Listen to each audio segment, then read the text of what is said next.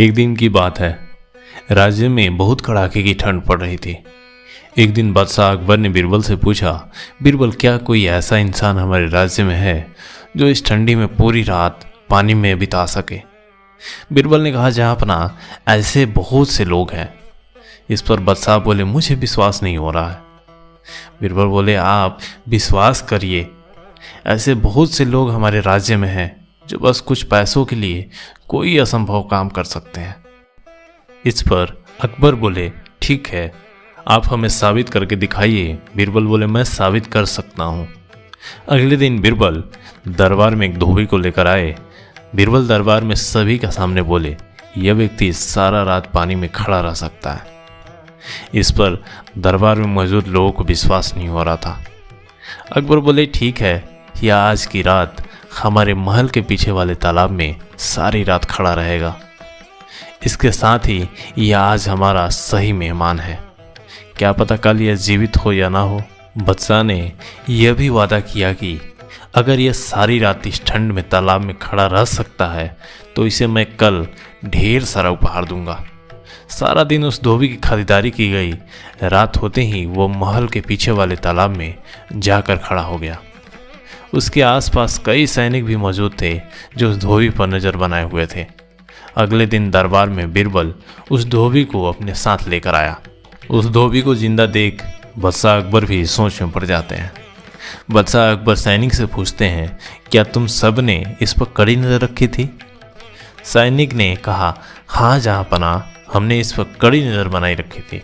इस पर भी बादशाह अकबर को विश्वास नहीं हो रहा था कि कोई इतनी ठंड में सारी रात तालाब के पानी में खड़ा होकर बिता सके। अपने मन के सवाल को बादशाह अकबर ने उस धोबी से ही पूछ दिया, जो धोबी उस तालाब में रात भर खड़ा था। उस धोबी ने कहा, जहाँपनाह, शुरू में मेरे लिए यह कठिन था। कुछ समय के बाद मुझे महल के पास जलता हुआ एक चिराग दिखा। मैं उस जलते हुए चिराग को देखकर सारा रात पानी में रह गया।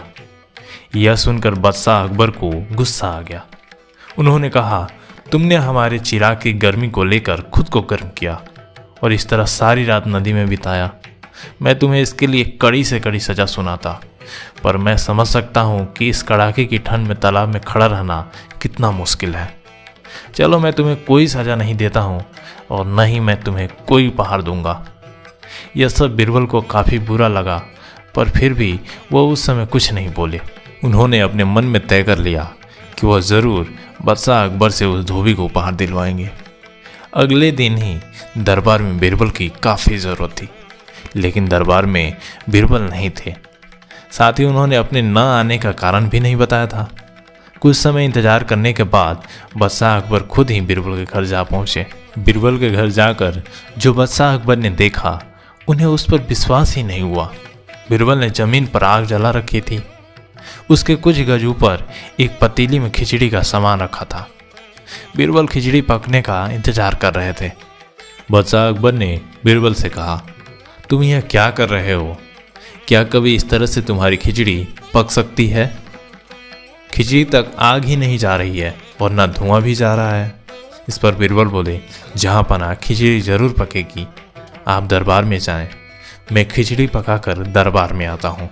बादशाह अकबर बोले, तुम पागल हो गए हो क्या? इस तरह से कभी भी खिचड़ी नहीं पक सकती है। खिचड़ी को पकाने के लिए उसे सही मात्रा में गर्मी चाहिए।